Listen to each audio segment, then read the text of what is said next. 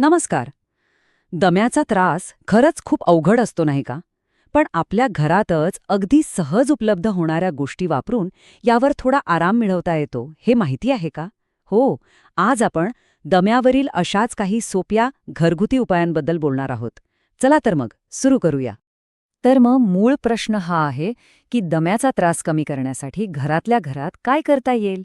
चला तर आपण काही अगदी सोपे आणि पटकन करता येण्याजोगे उपाय पाहूया, जे नक्कीच फायदेशीर ठरू शकतात.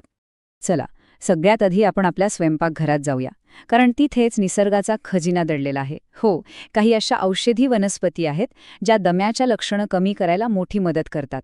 बघूयात तरी काय आहेत त्या गोष्टी. सगळ्यात पहिला आणि अगदी सहज करता येण्यासारखा उपाय म्हणजे तुळस आणि मध. काय करायचंय? फक्त तुळशीच्या पानांचा रस घ्यायचा आणि त्यात 1 चमचा मध मिसळायचा. झालं. हे मिश्रण दिवसातून 2 ते 3 वेळा घेतलं तर नक्कीच आराम मिळतो. कारण तुळशीमध्ये जे नैसर्गिक गुणधर्म आहेत ना, तेच इथे कामी येतात. आता पुढचा उपाय, तो तर याहून सोपा आहे. दालचिनी आणि मध. फक्त दालचिनीची पावडर घ्यायची आणि ती 1 चमचा मधात व्यवस्थित मिसळायची. दम्याची लक्षणं कमी करण्यासाठी हा उपाय खूपच प्रभावी मानला जातो. आणि आता तिसरा उपाय, तो म्हणजे आलं आणि मध. हे तर आपल्या सगळ्यांच्याच घरी असतं. जेवढा आल्याचा रस घ्याल, अगदी तेवढ्याच प्रमाणात मध घ्या आणि दोन्ही एकत्र करा. आल्याचे जे नैसर्गिक गुणधर्म आहेत ना, त्यामुळे श्वास घ्यायला मदत होते आणि म्हणूनच हा उपाय खूप फायदेशीर ठरतो. बरं, हे तर झाले औषधी वनस्पतींचे उपाय. पण आता आपण एका खूप खूप महत्वाच्या गोष्टीकडे वळणार आहोत, आणि ती म्हणजे आपला आहार. हो, दम्याचा त्रास असताना काय खावं आणि काय टाळावं हे खूप जास्त महत्वाचं आहे. याचा थेट परिणाम आपल्या तब्येतीवर होतो. चला मग पाहूया याबद्दल. तर मग आहाराचे नियम काय आहेत? सगळ्यात महत्वाचं, काही गोष्टी टाळायला हव्यात, जसं की आईस्क्रीम, कुठलेही थंड पदार्थ, अंडी आणि पेरू. याऐवजी काय करायचं? तर नेहमी कोमट किंवा गरम पाणी प्यावं आणि जेवणही गरमच खावं. यामागचं कारण अगदी सोपं आहे. शरीराला आतून उबदार ठेवायचं, जेणेकरून कफ होणार नाही. फक्त काय खावं हेच नाही, तर कसं खावं हेही महत्वाचं आहे. म्हणजे आपल्या जेवणाच्या सवयी. सकाळच्या आणि संध्याकाळच्या जेवणाची वेळ पक्की ठेवा. आणि हो, रात्री झोपायच्या आधी खूप जड जेवण करणं टाळा. या अगदी छोट्या वाटणाऱ्या सवयी आहेत, पण त्याने खूप मोठा फरक पडतो खरंच.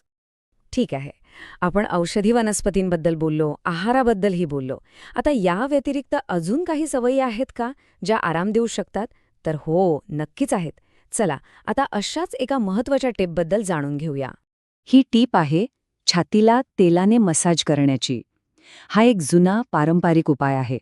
रात्री झोपण्याआधी किंवा सकाळी अंघोळीच्या आधी मोहरीच्या तेलाने छातीवर हलका मसाज केला तर खूप फायदा होतो.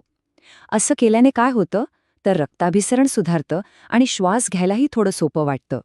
बरं, तर आपण बऱ्याच गोष्टी पाहिल्या. मग या सगळ्यातून लक्षात काय ठेवायचं? चला, जे सगळ्यात महत्त्वाचे मुद्दे आहेत त्यांच्यावर एकदा पटकन नजर टाकूया, म्हणजे ते व्यवस्थित लक्षात राहतील. मुख्यतः 3 गोष्टी आहेत. पहिली, आपल्या स्वयंपाकघरातल्या औषधी वनस्पती, जसं की तुळस, दालचिनी किंवा आलं मधासोबत वापरायचा. दुसरी, आहाराचे नियम पाळायचे, म्हणजे थंड पदार्थ टाळायचे आणि गरम पाणी प्यायचं. आणि तिसरी गोष्ट, आरामासाठी मोहरीच्या तेलाने छातीला हलका मसाज करायचा. पण थांबा, एक सगळ्यात महत्त्वाचा प्रश्न राहिला आहे. तो म्हणजे, हे घरगुती उपाय म्हणजे डॉक्टरांच्या सल्ल्याला पर्याय आहेत का? आणि याचं उत्तर आहे अजिबात नाही.